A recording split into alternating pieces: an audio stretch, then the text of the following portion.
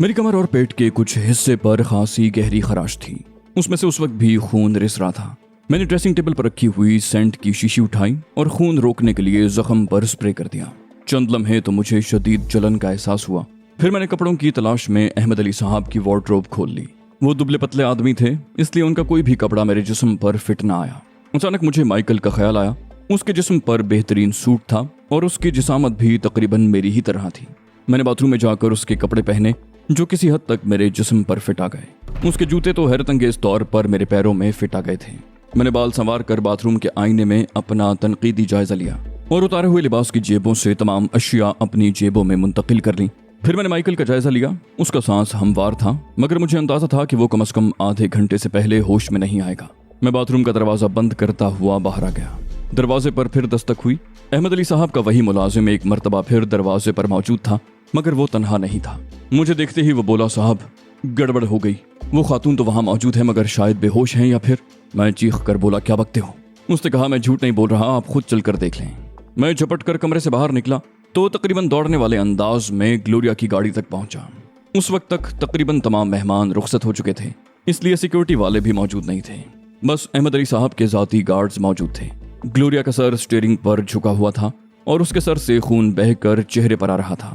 लम्हे भर को मेरी धड़कनें जैसे थम सी गईं। मैं अपनी जगह साकित सा होकर रह गया। मेरी हिम्मत नहीं पड़ रही थी कि मैं आगे बढ़कर ग्लोरिया का जायजा लूं।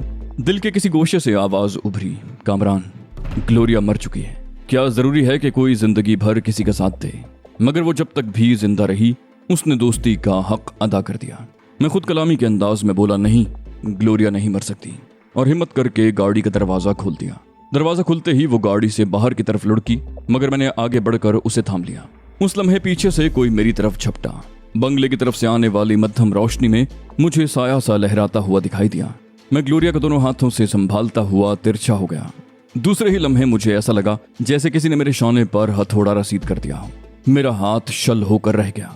हमलावर ने शायद राइफल के बट से मुझ पर हमला किया था। मैं अगर गैर शौरी तौर पर तिरछा न हो जाता तो वो जर्ब मेरे सर पर पड़ती। जर्ब से मेरा हाथ जरूर शल हो गया था, मगर आसान खता नहीं हुए थे। मैंने बरकी सूरत से ग्लोरिया को गाड़ी में धकेल कर दरवाजा बंद कर दिया। हमलावर दूसरा वार करने के लिए राइफल तोल रहा था। उसने दोबारा हमला किया, मगर अब मैं मार खाने के मूड में नहीं था। मैंने फुर्ती से अपनी जगह छोड़ दी। राइफल का बट गाड़ी की छत पर लगा। इस दौरान में मेरी लात चली और राइफल हमलावर के हाथ से निकल गई। मैंने आगे बढ़कर उसके चेहरे पर पंच मारना चाहा, मगर उसने झुकाई देकर मेरी कलाई पकड़ ली। मुझे हमलावर की शक्ल नजर नहीं आ रही थी, मगर उसकी मजबूत गिरफ्त से अंदाजा हो रहा था कि वो विनोद पांडे नहीं है। वो जो कोई भी था, बला का ताकतवर था। मैंने झटका देकर अपनी कलाई छुड़ाने की कोशिश की तो कामयाब ना हो सका। मुझ पर गोया हैरतों के पहाड़ टूट पड़े। मेरे इस झटके से तो बड़े बड़े सूरमा संभल नहीं पाते थे। वो न सिर्फ अपनी जगह पर जमा हुआ खड़ा था, बल्कि मेरी कलाई मजीद जकड़ ली थी। फिर वो खरखराती हुई सी आवाज में बोला, ज्यादा जोर लगाओगे तो कलाई का जोड़ निकल जाएगा। मैंने हैरत से पूछा, क्या? ये जुमला तो आमतौर पर मैं बोला करता था। उसकी गिरफ्त से मुझे अंदाजा हो रहा था कि वाकई अब अगर मैंने जोर लगाया तो मेरी कलाई का जोड़ निकल जाएगा। मैंने मजाहमत तर करके पूछा, कौन हो तुम? मैं उसे बातों में लगाकर उसका ध्यान बटाना चाहता था। वो तज़हीक आमेज लहजे में बोला, मैं काला चोर हूँ, मेरे पास वक्त बिल्कुल नहीं है। अभी जो मुलाजिम तुम्हारे साथ आया था वो अहमद अली के गार्ड को लेकर आ रहा होगा। फिर उसने ग्लोरिया की तरफ इशारा किया, बोला, इस लाश को बाहर फेंको और मेरे साथ चलो। मैंने शिकस्ता लहजे में कहा, यह काम भी तुम ही को करना पड़ेगा। उसने गोया ग्लोरिया की मौत की तस्दीक कर दी थी। मैंने कहा, मेरा बायां हाथ तुम पहले ही नाकारा कर चुके हो, दायां हाथ तुम्हारी गिरफ्त में है। गाड़ी का दरवाजा मैं पैर से तो नहीं खोल सकता। वो बोला, अच्छा, एक तरफ हट जाओ, मैं खुद ही इसे बाहर फेंक दूंगा। मैं मोहतात अंदाज में दरवाजे के सामने से हट गया। गाड़ी का दरवाजा खोलने के लिए वो गैर इरादी तौर पर मेरे नजदीक आ गया, मगर शायद ये भुला बैठा था कि हाथों के अलावा मेरे 2 पांव भी हैं। वो जो ही नजदीक आया, मैंने अपना घुटना पूरी कुव्वत से उसके पेट में दे मारा। उसके हलक से आह की मकरू आवाज बुलंद हुई, मगर मेरा हाथ अब भी उसकी गिरफ्त में था। घुटने की जर्ब से वो कदरे झुका हुआ था। दूसरी मर्तबा मेरा घुटना उसके चेहरे पर पड़ा। वो अजियतनाक अंदाज में कराहा। मैंने उसे संभलने का मौका दिए बगैर उसके चेहरे पर घुटने से एक वार और कर दिया। फिर मैंने झटका देकर अपनी कलाई छुड़ा ली और उसी हाथ से उसकी कनपटी पर इतना भरपूर पंच मारा कि वो टकराता हुआ जमीन पर गिर गया। उसकी जगह कोई और होता तो शायद उसकी खोपड़ी चटक जाती, मगर वो न जाने किस मिट्टी का बना हुआ था। चंद लम्हे जमीन पर हाथ पैर मारने के बाद दोबारा उठने लगा। मैंने भिन्न आकर उसकी कनपटी पर जोरदार ठोकर रसीद कर दी। इस मर्तबा वो उलट कर गिरा तो फिर न उठ सका। ये तमाम कार्रवाई 3-3.5 मिनट के अंदर हो गई थी। अहमद अली साहब अपने गार्ड्स के साथ वहां पहुंचे तो हमलावर जमीन पर बेसुध पड़ा था। उन्होंने गार्ड को हुक्म दिया, पुलिस को फोन करो। मैंने सख्ती से कहा, नहीं, इसे उठाकर अंदर ले चलो और किसी डॉक्टर को फोन करो। मैंने एक गार्ड से कहा। मुझे न जाने क्यों यकीन था कि ग्लोरिया अभी जिंदा है। फिर मैंने झपट कर गाड़ी का दरवाजा खोला और ग्लोरिया का जायजा लिया। वो गहरे गहरे सांस ले रही थी। मैं खुशी से लरसती हुई आवाज में बोला, ये अभी जिंदा है। अहमद अली साहब, इसे अंदर ले चलें और प्लीज किसी डॉक्टर को फोन करें। हमलावर इतना भारी भरकम था कि अहमद अली साहब के 2 लहीम शहीम और मजबूत गार्ड्स भी उसे अंदर ले जाने में हाँप गए। मेरा बायां हाथ अब किसी हद तक काम करने लगा था। मैंने ग्लोरिया को उठाया और अहमद अली साहब के बंगले में मुंतकिल कर दिया। वो इस दौरान में डॉक्टर को फोन कर चुके थे। मैंने तौलिया गीला करके ग्लोरिया का चेहरा साफ किया। उसके सर में खासा गहरा जख्म था। इसी चोट की वजह से वो बेहोश भी हुई थी। मैंने गार्ड्स को हिदायत कर दी थी कि हमलावर को किसी कमरे में बंद करने से पहले उसके हाथ पांव मजबूती से जकड़ देना। विनोद पांडे न जाने कैसे बच के निकल गया था। मुझे अफसोस हो रहा था कि हाथ आया हुआ शिकार बच निकलने में कामयाब हो गया। इसी दौरान में डॉक्टर आ गया। उसने ग्लोरिया के जख्म का जायजा लिया और बोला, जख्म खासा गहरा है, स्टिचिंग करना पड़ेगी। वैसे तशवीश की कोई बात नहीं है, मैं इन्हें ड्रिप भी लगा रहा हूँ, अभी कुछ देर में होश में आ जाएंगी। ये कहकर डॉक्टर अपने काम में मसरूफ हो गया। ग्लोरिया की तरफ से मुतमईन होने के बाद गोया मेरे जिस्म में नई तवानाई आ गई। मैं गुनगुनाता हुआ कमरे से बाहर निकला तो मुझे अहमद अली साहब दिखाई दिए। उनके चेहरे पर तशवीश के आसार देखकर मेरा माथा ठनका। मैंने पूछा, खैरियत तो है अहमद अली साहब, आप इतने परेशान क्यों हैं? उन्होंने भर्राई हुई आवाज में कहा, खैरियत नहीं है कामरान, वो कमबख्त माइकल भी फरार हो गया। मैंने बेयकीनी से कहा, फरार हो गया? मगर कैसे? वो बोले, तुमने जिस बाथरूम में उसे बंद किया था उसमें खासी बुलंदी पर एक वेंटिलेटर भी मौजूद था। वो शायद फ्लैश टैंक के जरिए उस वेंटिलेटर तक पहुंचा और वहां से फरार हो गया। मैं तेजी से उनके कमरे की तरफ दौड़ा। माइकल ने वेंटिलेटर का पट ही उखाड़ फेंका था। मुझे अपनी हिमाकत पर शदीद गुस्सा आया। ये मेरी बेपरवाही की सजा थी कि माइकल जैसे मक्कार और ज़हीन आदमी को यूं छोड़ दिया था। मैंने उन्हें तसल्ली दी, कहा, आप फिक्र मत करें अहमद अली साहब, माइकल फरार होके जाएगा कहाँ। मैं भी उस वक्त तक उसका पीछा नहीं छोड़ूंगा जब तक हम दोनों में से एक न मर जाए। वो बोले, मगर कामरान, मेरी बेटियां। मैंने कहा, मैं उन्हें भी कोई गजंद नहीं पहुंचने दूंगा। मुझे कुछ अंदाजा है कि उसने आपकी बेटियों को कहाँ रखा है। आप पहली फ्लाइट से मेरे लिए रावलपिंडी की एक सीट बुक करवा दें। वो सीट की बुकिंग के लिए टेलीफोन लेकर बैठे तो मुझे उस खौफनाक हमलावर का ख्याल आया। मैंने सोचा कि अगर वो होश में आ गया हो तो उससे भी 2 बातें कर लूं कि आखिर वो है कौन और किसके हुक्म से यहाँ आया है। मैंने उसे जिन गार्ड्स के हवाले किया था उन्हीं की रहनुमाई में उस कमरे तक पहुंचा जहां वो दुश्मन बंधा हुआ पड़ा था। हैरत की बात यह थी कि वो होश में था और मुझे इंतहाई फहश किस्म की गालियां दे रहा था। मैंने उसकी पसलियों में लात रसीद करते हुए कहा, तुम्हारे होश अभी तक ठिकाने नहीं आए। वो बोला, मेरे होश तू ठिकाने लाएगा? बहुत से तो इसी हसरत में मर गए। अगर हिम्मत है तो मेरे हाथ पैर खोल दे। बंधे हुए शेर पर तो गलियों के आवारा कुत्ते भी गुर्राते हैं। मैंने तंजिया लहजे में कहा, यह शेर जब खुला हुआ था तो उसने क्या कमाल किया? तुमने रजाकाराना तौर पर अपने हाथ पैर नहीं बंधवाए हैं और तुम खुद को शेर कहते हो। तुम कैसे शेर हो कि औरतों पर भी हमले करते हो? वो बोला, मैंने उस पर हमला नहीं किया था, बल्कि हल्की सी एक जर्ब लगाई थी। मैं तो उसे सिर्फ बेहोश करना चाहता था। मुझे क्या मालूम था कि मेरी हल्की सी जर्ब से वो मर ही जाएगी। मैंने कहा, इन बातों को छोड़ो, ये बताओ कि मेरी तुमसे क्या दुश्मनी है? मैं तो तुम्हें जानता भी नहीं। उसने मेरी बात का कोई जवाब न दिया। मैंने कहा, मुझे बताओ तुम्हें किन लोगों ने भेजा है? उसने बेनियाजी से कहा, ये मैं नहीं बता सकता। मैंने दांत पीस कर कहा, ये तो तुम्हारे फरिश्ते भी बताएंगे। उसने गोया तंज किया, बोला, तो फिर फरिश्तों से ही पूछ लो। मैंने कहा, ठीक है, मत बताओ, मगर मैं तुम्हें मारूंगा नहीं बल्कि उनके लिए इबरत बना दूंगा जिन्होंने तुम्हें यहाँ भेजा है। मैं तुम्हें अंधा और माजूर करके शहर के किसी चौक पर फेंक दूंगा, फिर तुम्हारी बाकी उम्र भीख मांगते गुजरेगी। ये कहकर मैं अहमद अली साहब के एक गार्ड से मुखातिब हुआ, यहाँ हीटिंग रॉड तो जरूर होगी, ना भी हो तो कहीं से लेकर आओ। कैदी यूं तज़हीक-आमेज़ अंदाज में मुझे देख रहा था जैसे मैं जो कुछ कर रहा हूँ उस पर अमल नहीं कर सकता। थोड़ी देर के बाद अहमद अली साहब का एक मुलाजिम रॉड लेकर आ गया। वो आम सी रॉड थी जो उमूमन घरों में पानी गर्म करने के काम आती है। उसका अगला हिस्सा जलेबी की तरह गोल था और पिछले हिस्से में प्लास्टिक का दस्ता था। मैंने रॉड का प्लग सॉकेट में लगाया और स्विच ऑन कर दिया। रॉड लम्हों में सुर्ख हो गई। उसका दस्ता मेरे हाथ में था। मैंने कैदी से पूछा, अब भी बता दो कि तुम्हें किन लोगों ने भेजा है? वो पलकें झपकाए बगैर खामोशी से मुझे घूरता रहा। मैंने अचानक रॉड का प्लग सॉकेट से खींचा और तपती हुई रॉड उसके सीने पर जमा दी। पहले कपड़ा जलने की बू आई, फिर कमरे में गोश्त जलने की चिरांद फैल गई। कैदी के हलक से अजियत भरी कराह बुलंद हुई और वो मछली की तरह तड़पने लगा। मैंने रॉड उसके सीने से उठा ली और एक मर्तबा फिर सफाक लहजे में कहा, अब भी अगर तुमने जबान न खोली तो यही रॉड तुम्हारी जबान पर लगाऊंगा। इस दफा मैं स्विच ऑफ भी नहीं करूंगा, जलने के साथ ही तुम्हें इलेक्ट्रिक करंट भी लगेगा। ये कहते हुए मैंने रॉड का प्लग एक मर्तबा फिर सॉकेट में लगा दिया। चंद लम्हों के बाद वो फिर सुर्ख हो गई। मैं उसकी तरफ बढ़ा तो वो बेइख्तियार चिल्ला उठा, बताता हूँ, मुझे एक अंग्रेज ने यहाँ भेजा था। उसने मुझे 50,000 रुपए दिए थे आपको कत्ल करने के। आम आदमी आज तक हर सफेद फार्म को अंग्रेज ही समझता है। मैंने पूछा, तुम्हें कहाँ मिला था वो अंग्रेज? उसने कहा, मैं एक कराटे क्लब चलाता हूँ। कुछ दिन पहले वो अंग्रेज वहीं आया था। उसकी इस बात से मुझे मालूम हुआ कि वो इतना सख्त जान और लड़ने भिड़ने के फन में ताक क्यों है। जाहिर है वो क्लब चलाता था तो ये सब तो उसे आता ही होगा। खुद को फॉर्म में रखने के लिए एक्सरसाइज भी करता होगा। मेरी उलझन उसने रफा कर दी थी, वरना मुझे ये सवाल बेचैन किए हुए था कि उसने मेरी कलाई इस खास टेक्निक से कैसे पकड़ी। मैंने उसे घूरते हुए पूछा, गोया क्लब की आड़ में तुम गैर कानूनी काम भी करते हो? वो तल्ख लहजे में बोला, यहाँ कानूनी काम कौन कर रहा है?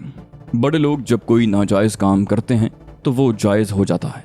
कानूनी तौर पर अदालतों में भी उसे जायज साबित कर दिया जाता है। उनकी खातिर कानून में तरमीम कर ली जाती है। मैंने झल्ला कर कहा, मैंने तुमसे तकरीर करने को नहीं कहा। वो बोला, हाँ मैं गैर कानूनी काम करता हूँ, मेरा जुर्म साबित कर दें और फांसी पर लटका दें, मगर आप ऐसा नहीं कर सकेंगे। मैं जिन लोगों के लिए काम करता हूँ या काम कर चुका हूँ वही आपके रास्ते में दीवार बन जाएंगे। मैं दूसरे ही दिन जमानत पर फिर बाहर आ जाऊंगा। उसकी बातें तल्ख जरूर थीं मगर सच थीं। उसकी पुश्त पर अगर बारसूख लोगों का हाथ था तो वो दूसरे ही दिन नहीं बल्कि चंद घंटों में बाहर आ सकता था। मैंने पूछा, तुमने मुझे कैसे पहचाना? वो बोला, उसी अंग्रेज ने मुझे आपकी तस्वीर भी दी थी और एक दफा दूर से आपको दिखाया भी था। आप उसी अंग्रेज लड़की के साथ एक होटल की पार्किंग लॉट की तरफ जा रहे थे जो अभी मेरे हाथों मारी गई है। मैंने माइकल का हुलिया बताने के बाद उससे पूछा, क्या वो अंग्रेज ऐसा था? उसने नफी में गर्दन हिलाते हुए कहा, नहीं, वो तो दरमियाने कद का दुबला पतला आदमी था। सुनहरे फ्रेम का गोल शीशों वाला चश्मा लगाता था और शक्ल से किसी कॉलेज का प्रोफेसर लगता था। मैं उलझ कर रह गया, कौन हो सकता है वो शख्स? माइकल को कोई साथी था तो उसे अपने तौर पर काम करने की क्या जरूरत थी? खैर, जो भी होगा सामने आ जाएगा, मैंने दिल ही दिल में कहा। फिलहाल तो मुझे अहमद अली साहब की बेटियों की फिक्र थी। उनकी बाजियाबी के बाद मैं किसी और तरफ तवज्जो दे सकता था।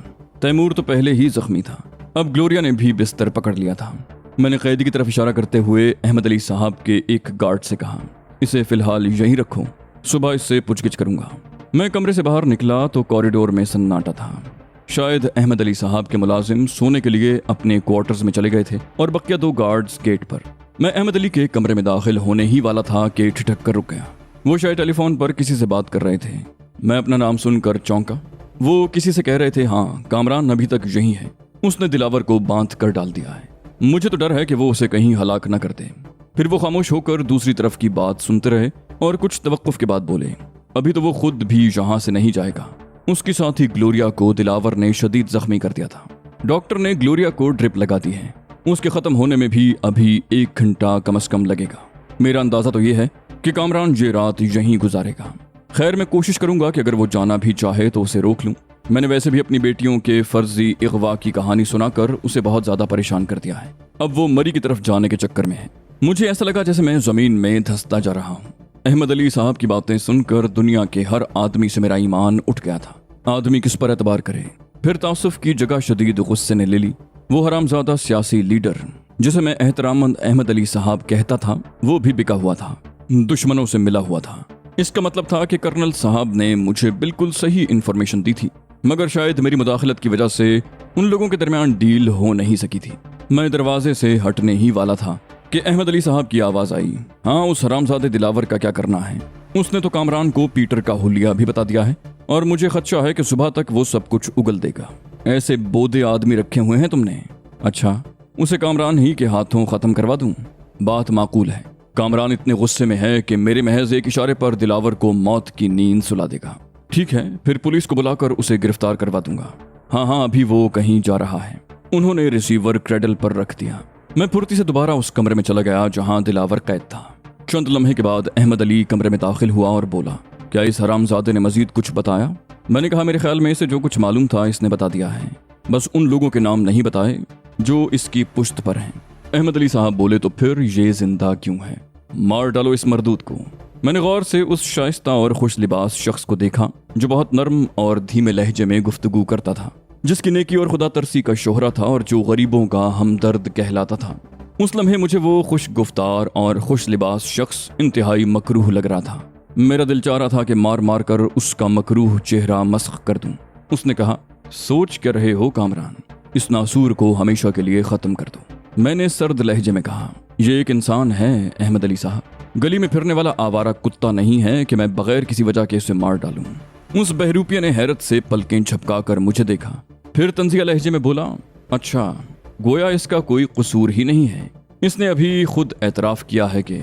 मैंने कहा, हाँ, इसने एतराफ किया है कि ये गैर कानूनी काम करता है, मगर अपने लिए नहीं, मुअज़्ज़ज़ और बाइज़्ज़त लोगों के लिए। उसूलन तो पहले उन्हें मारना चाहिए। फिर मैंने तल्ख लहजे में कहा, आप तो इंसानियत के अलमबरदार हैं, आप भी एक इंसान की जान लेना चाहते हैं? वो बोला, अरे, इसने तुम्हारी जान लेना चाहिए और तुम पर अचानक इंसानियत का भूत क्यों सवार हो गया? उसके लहजे में ऐसी काट थी कि मैं भिन्न आ गया। मेरा लहजा मजीद सर्द हो गया। मैंने कहा, मैंने इसे माफ कर दिया है। यूं भी मैं निहत्ते और बंधे हुए दुश्मन पर कभी वार नहीं करता। अहमद अली ने झुंझुला कर कहा, ठीक है, तुमने इसे माफ कर दिया, मगर मैं इसे माफ नहीं कर सकता।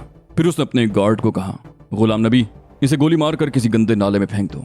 मैंने सख्त लहजे में कहा, नहीं, कोई इसे हाथ भी न लगाए। मैंने अचानक अहमद अली का गिरबान पकड़कर घसीटा और फुर्ती से रिवॉल्वर निकालकर उसकी कनपट्टी पर रख दिया। फिर मैंने डपट कर कहा, अपने आदमियों को हुक्म दो कि दिलावर को खोल दें, जल्दी करो, वरना दिलावर की बजाय मुझे तुम्हारी लाश किसी गंदे नाले में फेंकना पड़ेगी। और गंदे नाले की भी क्या जरूरत है, मैं तुम्हारी लाश यहीं छोड़ जाऊंगा ताकि कल के अखबारात में सुर्खियां लगें कि गरीबों के अन्नदाता को किसी शकीउल कल्ब दहशतगर्द ने हलाक कर दिया।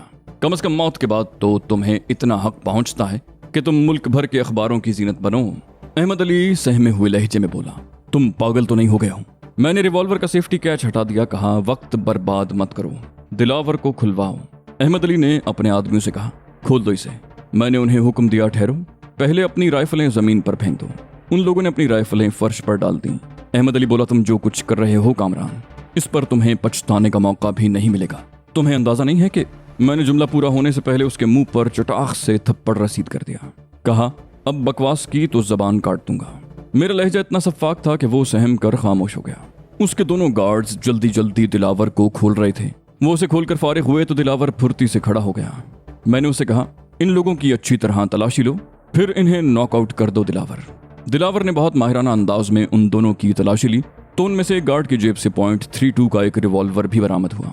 फिर उसने बारी बारी दोनों गार्ड्स को एक एक हाथ मार कर नॉकआउट कर दिया। मैंने दिलावर से कहा, अब इस मरदूद के बेडरूम और स्टडी की तलाशी लो और यहाँ से निकल चलो। मैंने अहमद अली को दरवाजे की तरफ धकेला। दिलावर ने कहा, मैं एक राइफल भी उठा लूँ कामरान साहब, हमें राइफल की जरूरत भी पड़ सकती है। मैंने कहा, हाँ, उठा लो और बंगले की तमाम टेलीफोन लाइंस काट दो। मैं अहमद अली को धकेलता हुआ बेडरूम में ले गया। उसके बेडरूम में एक ड्रेसिंग टेबल, 2 दीवार गिर अलमारियां और एक 3 दरवाजों वाली अलमारी थी। अपने काम से फारिग होकर दिलावर भी वहीं आ गया था। उसके सीने पर रॉड से जो जख्म पहुंचा था उसमें से न सिर्फ खून बह रहा था बल्कि चर्बी भी निकल आई थी, मगर वो इतना सख्त जान था कि उसे अपने जख्म की परवाह नहीं थी। मैंने अहमद अली की तरफ इशारा करते हुए दिलावर से कहा, पहले इस हरामजादे को बांध दो। उसने अलमारी खोलने की कोशिश की मगर वो लॉक थी। मैंने अहमद अली से चाबी मांगने ही वाला था कि दिलावर ने खड़ी हथेली की जरब लगाकर अलमारी का दरवाजा तोड़ दिया। अलमारी में से टाइयां घसीटने के बाद उसने उन्हीं से अहमद अली के हाथ पांव बांधकर उसे फर्श पर फेंक दिया।